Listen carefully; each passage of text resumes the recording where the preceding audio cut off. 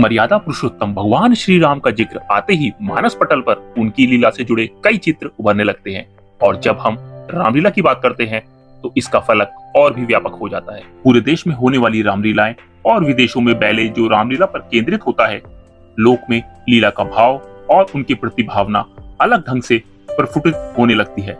विश्व में होने वाले बैले और देश भर में रामलीला से अलग हिमालय क्षेत्र से लगे उत्तराखंड के केदारनाथ के अंतर्गत गढ़वाल क्षेत्र में रामलीला मंचन का अपना विशेष महत्व है। जिस क्षेत्र में 33 करोड़ देवी देवताओं का जिक्र तमाम जागरों में होता है, जिस क्षेत्र को शिव की भूमि माना जाता है, जहां भगवान बद्री विशाल विराजमान हैं, जिस क्षेत्र में पंच बद्री, पंच केदार और पंच प्रयाग अवस्थित हैं, वहां की रामलीला परंपरा ही अनूठी है। रामलीला धार्मिक लोक नाट्य का अंग है। अपने अपने क्षेत्र की संस्कृति की झलक हमें वहां के लोक नाट्य में देखने को मिलती है। उसी प्रकार गढ़वाल में भी रामलीला मंचन के दौरान हमें यहाँ की संस्कृति का पुट किसी न किसी रूप में दिखाई देता है।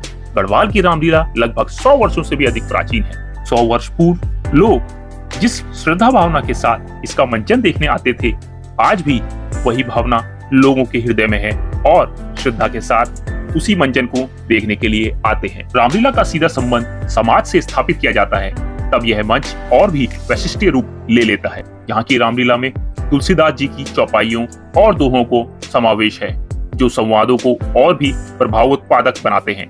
रामलीला की रचनाओं में रस, छंद एवं अलंकारों का समावेश कर अलंकृत किया गया है। रामलीला की रचनाएं भारतीय शास्त्रीय संगीत के रागों तथा तालों के निबद्ध है। किसी भी लोक की अपनी निजता होती है। क्योंकि यह गीत नाट्य भी है, तो अभिनय के साथ रचनाओं का गायन भी पात्र द्वारा कहीं कहीं किया जाता है। तो ऐसे में रागों की शुद्धता उनके वश में नहीं रहती। अतः यहाँ पर शास्त्रीयता के साथ लोक का भी स्वरूप दिखाई देता है, क्योंकि लोक का भी अपना शास्त्र होता है। यहाँ की रामलीलाओं की रचनाओं की तालीम श्रुति परंपरा पर आधारित है, जो एक पीढ़ी से दूसरी पीढ़ी तक पहुंचती है। इन रचनाओं का साहित्यिक आलेख उपलब्ध है, परंतु स्वरांकन नहीं। आज तक शास्त्रीय रागों व तालों से अभिज्ञ लोग भी इन रचनाओं को इनकी शास्त्रीयता के साथ, श्रुति परंपरा के साथ सहज ही आत्मसात करते आए हैं। मंचन में रामचरितमानस सहित तमाम रामायणों के संदर्भ के साथ साथ लोकगीतों की शैलियां, संवाद, उर्दू फारसी के साथ साथ कई भाषाओं, लोकोक्तियों का समावेश भी रामलीला मंचन में ग्राह्य है। इसकी रोचकता तब और बढ़ जाती है जब रामलीला के मंच का उपयोग सामुदायिक गतिविधियों और सामाजिक परिदृश्य के मद्देनजर कलाकारों द्वारा हास्य व्यंग की प्रस्तुतियां दी जाती है। रामलीला के मंच को बहुआयामी बना देता है। इन गतिविधियों के चलते लोग रामलीला के मंच पर अपने समाज के दर्शन कर लेते हैं, जो रामलीला के मंचन को और अधिक प्रोत्साहित करता है और दर्शकों को आकर्षित भी।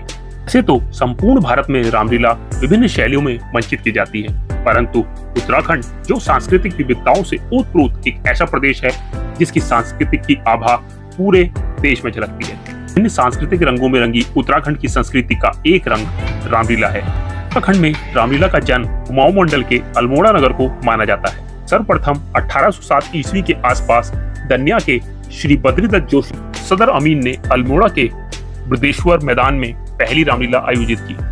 बद्रीदत्त जोशी हिमालय पुत्र, भारत रत्न और उत्तर प्रदेश के पहले मुख्यमंत्री श्री गोविंद बल्लभ पंत के नाना थे। कुमाऊनी रामलीला के रचयिता देवीदत्त जोशी ब्रिटिश शासन के दौरान डिप्टी कलेक्टर थे। इस दौरान उनकी नियुक्ति कई स्थानों पर हुई, जिस कारण उन्हें उत्तरी भारत के अनेक नाट्य विधाओं को जानने और समझने का अवसर मिला, जिसका उपयोग उन्होंने अपनी रामलीला को रचने के लिए किया। भारतीय शास्त्रीय संगीत का भी उन्हें अच्छा ज्ञान था, इसलिए उनकी रामलीला का शास्त्रीय पक्ष इतना मजबूत है। कुमाऊनी रामलीला को दुनिया का सबसे लंबे ओपरा अर्थात नृत्य नाटिका होने का दर्जा हासिल है, जिसके कारण इसे यूनेस्को ने विश्व सांस्कृतिक संपदा की सूची में स्थान दिया है। इसको विकसित रूप में मंचीय प्रस्तुति नाट्य गीत के रूप में प्रस्तुत करने का श्रेय पंडित उदय शंकर जी को जाता है, जिन्होंने यहाँ रामलीला की गीत नाट्य शैली को बढ़ावा दिया। यहीं से प्रेरणा लेकर जनश्रुति के अनुसार 1883 से 84 ईस्वी में डॉक्टर भोलादास दत्त काला द्वारा एवं तारादत्त गरोला जी के प्रयासों से गढ़वाल मंडल में पौड़ी के कंडाई गांव में प्रथम रामलीला का श्री गणेश हुआ। कंडाई गांव की यह भूमि बाद में प्रख्यात स्वतंत्रता सेनानी कोतवाल सिंह नेगी जी की प्रेरणा से रामलीला कमेटी को दान कर दी गई, जिसे वर्तमान में रामलीला मैदान के नाम से जाना जाता है। पौड़ी में रामलीला मंचन के 12 वर्ष बाद 1897 में रामलीला के मंचन के लिए एक अभिनव प्रयोग किया गया। नाटक शैली में मंचित होने वाली रामलीला में पारसी थिएटर का प्रयोग किया जाने लगा।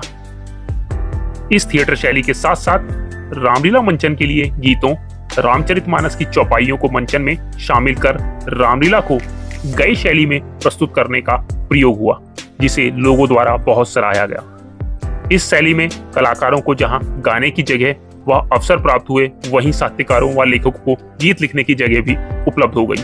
रामलीला के इस नए प्रयोग से अधिक सृजनशील लोगों को मंच उपलब्ध हो गया।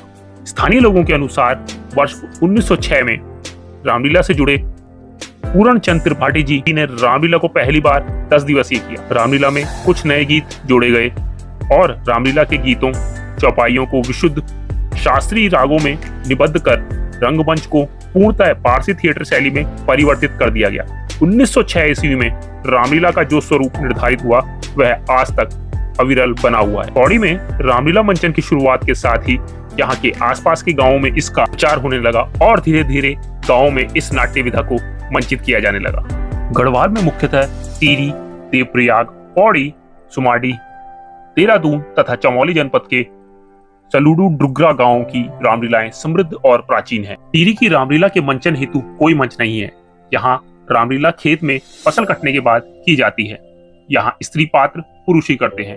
यहाँ अवधी, ब्रज तथा स्थानीय भाषा का प्रयोग रामलीला में होता है तथा रागों में आधारित रचनाएं ही यहाँ रामलीला में मंचित होती हैं।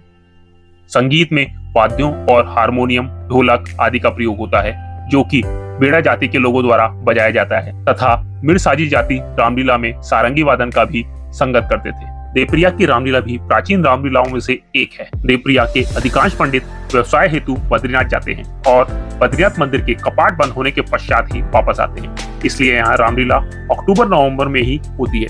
पहले यहाँ रामलीला 10 दिन की हुआ करती थी, परंतु अब 15 दिन की होती है।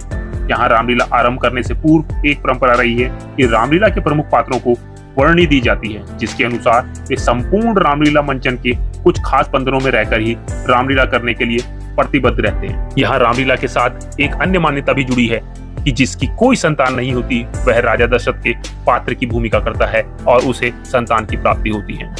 रामलीला के संगीत में बांकेलाल टकोड़िया और गोविंद प्रसाद अलखानिया जी का विशेष योगदान रहा है। इन्होंने रामलीला की चौपाइयों को आबद्ध करने से लेकर संगीत तक को रामलीला में प्रयोग कर उत्कृष्ट बनाया। रामलीला के लिए यहाँ समिति के पास अपना रामलीला मंच है। पौड़ी की रामलीला अपने आप में एक वृद्ध रूप लिए हुए है। इसी स्थान से संपूर्ण गढ़वाल में रामलीला की लोकप्रियता को बढ़ावा मिला। जनश्रुति के अनुसार 1897 में शुरू हुई यह रामलीला कई विशेषताओं को अपने साथ लिए हुए है। प्रथम तो इसका संगीत पक्ष, जो कि विशुद्ध शास्त्रीय रागों में निबद्ध है। दूसरा, इसका मंच लगभग 1993 में नगर पालिका के सौजन्य से स्थायी रामलीला भवन जो बना, यह 2 तलों में विभाजित था। दर्शक दीर्घा में लगभग 3000 दर्शकों की बैठने की व्यवस्था है और यह मंच एक यूनानी मंच जैसा लगता है। इन सब के अतिरिक्त गढ़वाल के हिमालय क्षेत्र जोशीमठ में रामलीला की एक अलग ही शैली कई वर्षों से चली आ रही है, जो यहाँ के स्थानीय निवासी मेले और उत्सव के रूप में मनाई जाती हुई दिखाई देती है। इसे रम्माण मेले के नाम से भी जाना जाता है। रम्माण अर्थात रामलीला। उत्तराखंड की संस्कृति विरासत का यह रूप बहुत ही अनूठा और अद्भुत है। गढ़वाल की रामलीला में एक विशेषता और देखने को मिलती है, वह है संस्कृत का प्रभाव। क्योंकि रामलीला की रचना संस्कृत से ही हुई है और रामलीला को हिंदी में अनुवाद कर अपने ढंग से अलग अलग स्थानों में मंचित होती आई है, अतः रामलीला में भी संस्कृत का प्रयोग देखने को मिलता है। अंत में हम यही कहना चाहते हैं कि भारतीय संस्कृति के अमर नायक भगवान श्री राम की अलौकिक कथा की प्रस्तुति में जहां कवियों की काव्य और उपमाओं को नई ऊंचाइयां दी हैं, वहीं नाट्य कला के रूप में रामलीला आज भारत की नहीं अपितु विश्व में अपना अनूठा स्थान प्राप्त कर चुकी है। रामकथा कई वर्षों से भारतीय संस्कृति और सभ्यता का अंग बनकर सभी को प्रभावित करती आई है। प्राचीन काल से ही भारतीय समाज में रामकथा का आदर्श रूप विद्यमान है और कथा आज भी उतनी ही लोकप्रिय है जितने की पहले हुआ करती थी। इसका एकमात्र कारण है भगवान श्री राम का आदर्श चरित्र। उनके कार्य इतने सहज और सरल हैं, जैसे कि लगता है कि मानो उस समय की घटनाएं हम आज अपने चारों ओर घटती हुई देख रहे हैं। तुलसीदास जी ने श्री राम कथा को अपने शब्दों में इस प्रकार सजाया कि उसमें राम की मर्यादा को साथ साथ धर्म, राजनीति, कूटनीति, भक्ति, माता पिता का आदर्श, गुरु की सेवा, त्याग, नारी का आदर्श और स्वयं सेवक सभी धर्मों के दर्शन होते हैं। ये सारे गुण लिए आज संपूर्ण देश में राम कथा विभिन्न रूपों में प्रचलित है। जय श्री राम।